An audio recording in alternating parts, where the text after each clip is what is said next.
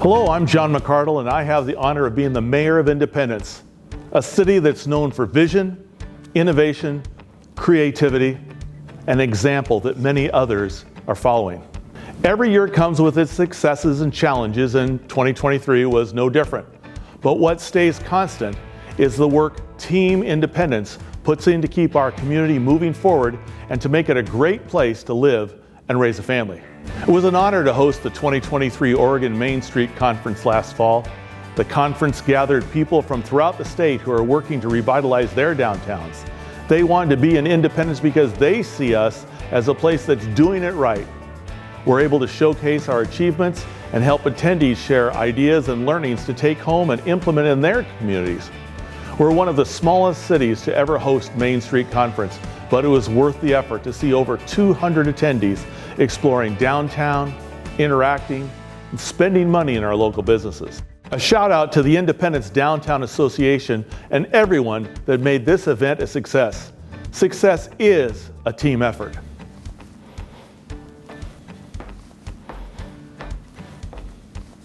Independence has a long history of supporting local business, and we grew those efforts in 2023. It was a record year for our River's Edge Summer Series, which you already know if you're one of the almost 15,000 people who attended one of the concerts. Friday nights were hopping this summer, and it was wonderful to see so many people. Couples like Patty and I, seniors, families with kids bringing takeout in from downtown restaurants, or headed to a nearby pub after the music ended. Touch a Truck made a triumphant return last year. If you have a child who likes big vehicles, make sure to bring them to Riverview Park the Saturday before Mother's Day. They'll even get to climb into a helicopter. Glow, our winter light show, also grew last year with the help of local sponsors who brought new displays, and the Ghost Walk is always a big draw.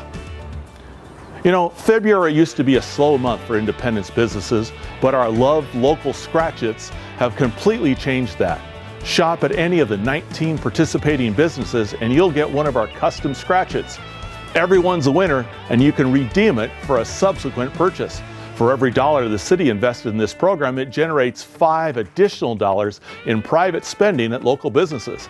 It's such a fun way to support our local businesses, and we've even created an Independence Wooden Nickel program that works just the same and runs year-round. By the way, the wooden nickels, worth $5 each, make great gifts. All told, foot traffic downtown was up over 30% compared to 2019, which means we aren't just back from COVID, we're better than ever. But foot traffic alone doesn't make for strong businesses. We've also worked to help our local business strengthen their fundamentals and build new skills. Together with our partner Monmouth, we created a technical assistance program to help business owners with things like bookkeeping, logos, and web development. We also created a Marketing Monday program, which helps business owners expand their marketing skills and attract new customers. These are all examples of how we creatively use our lodging tax revenue to grow the local economy and create more jobs locally. Lodging tax money comes from people who spend the night at the hotel and is a new revenue source since the hotel opened. It lets us support our local events and businesses while taking the burden off of our general fund. It's important that we're able to reduce the burden on the general fund because we, like cities all over Oregon, are facing increased challenges as we try to fund our basic services. Measures 5 and 50 created structural limits on city revenues and forced all of us to figure out ways to do more with less. Our police department, after a long period, has all its positions filled for the first time in 7 years, but that's at 2018 levels. Most people don't realize that our property tax revenue, which is limited by measures 5 and 50, doesn't even cover all of the police budget. We work hard to braid together funding from a variety of sources to ensure that we can continue providing the high quality service that our residents want. But it doesn't always work out that way, and it's not always the way we want it to. Last year we had to make some cuts. We didn't do it lightly. We cut people. That wasn't easy, fun, or anything I want to do. We had to do it to make the budget balance, but long term, you can't cut your way to happiness.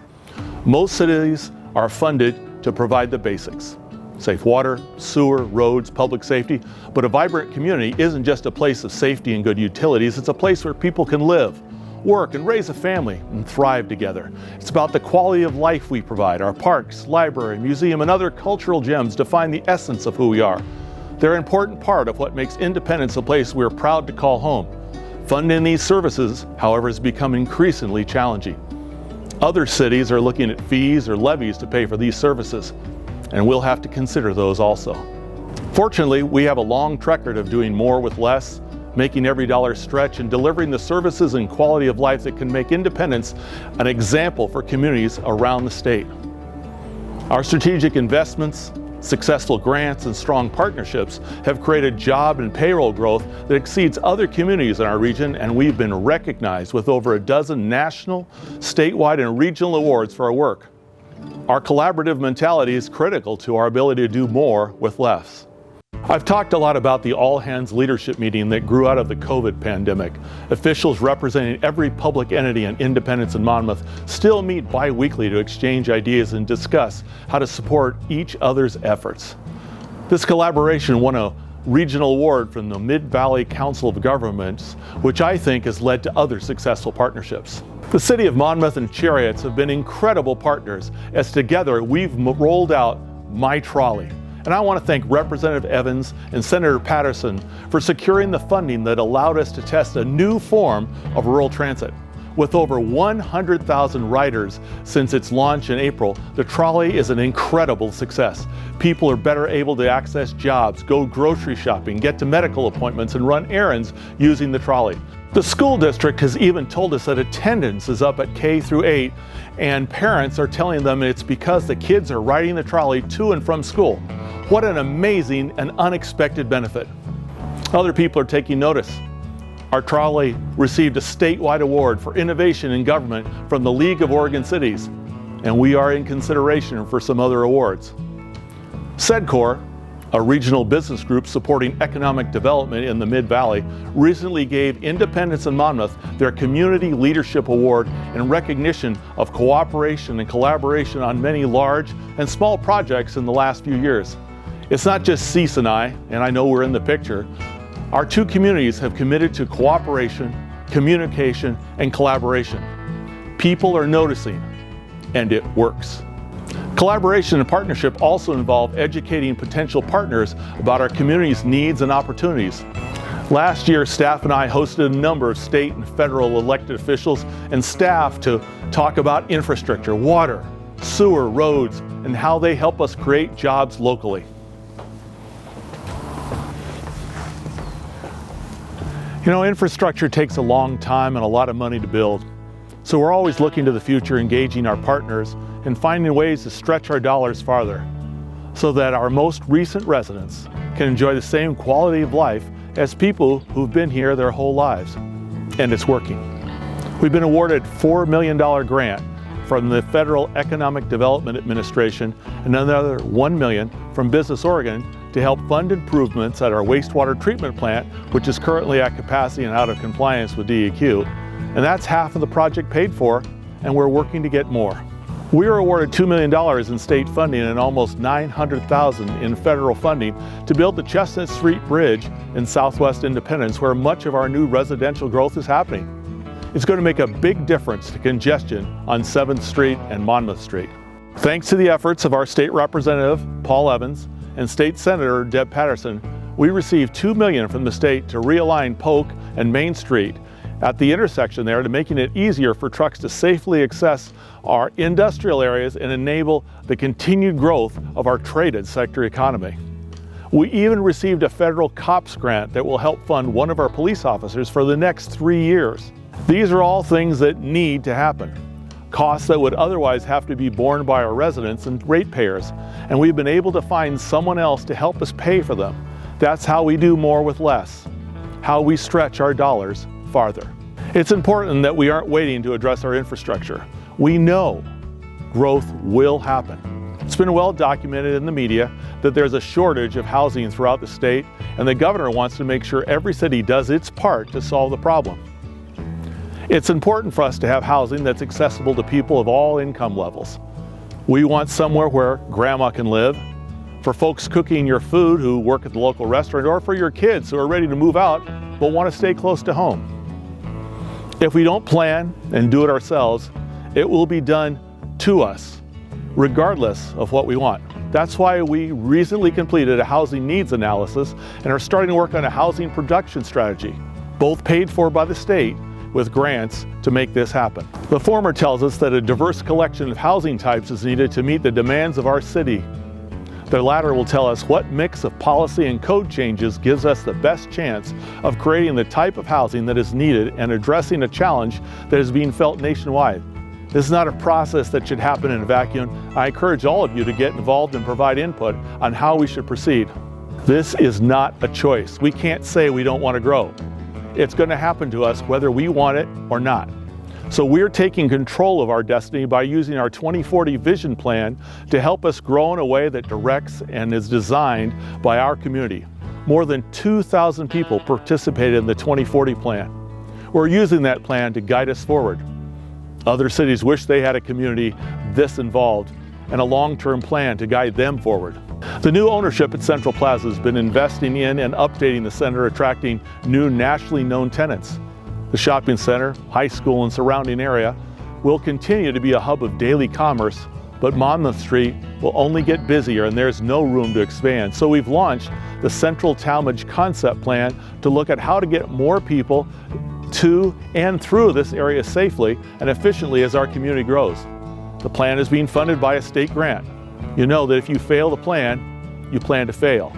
As we position our community to benefit equally from our success and growth, initiatives like the Sidewalk Repair Project and the AARP All Age Friendly Community designation exemplify our commitment to inclusivity and accessibility.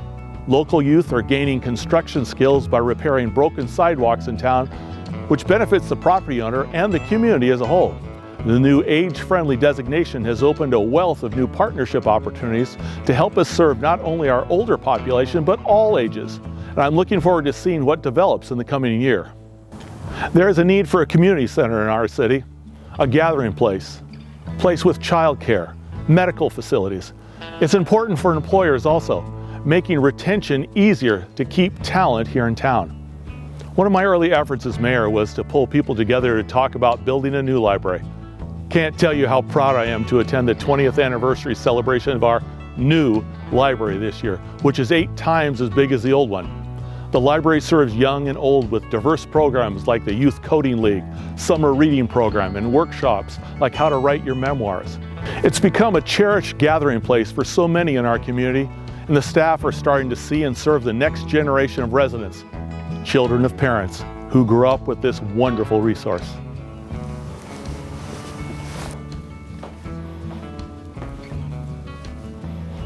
You know, transparency is an important part of being an accessible local government, and we've prioritized keeping our community informed through a new communications plan and a staff person. I'm thrilled with the results so far. If you want to know what's happening in Independence or better understand a project or a policy challenge, look at our new website or social media channels or YouTube page for a variety of informative text and video content. Last year alone, we reached over 2 million people across all our channels. You can also sign up for our bi-weekly e-newsletters, which go out to over 2,000 people and has an open rate significantly better than industry standards. We've also created a quarterly e-newsletter for businesses to keep them informed about all our assistance programs, upcoming events, and promotional opportunities. If you're a business owner and want to make sure you don't miss anything, go to our website and sign up. You all know I'm a pretty positive guy, and I want to acknowledge that things don't always go our way.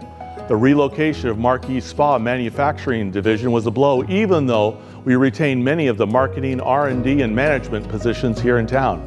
We worked closely with the company and the state to implement a rapid response team which brought programs and job fairs to the site to ensure that employees affected by the layoff would land on their feet. While things don't always go our way, people see the investments being made, large and small. Businesses see to it and want to be there. When the Western Interlock people met the city staff for the first time, they said, "We've been watching what's been happening in Independence for the last 10, 12, 15 years, and we want to be part of it." Now they're bringing a $25 million investment and 30 jobs to our community. Other good things for the coming year.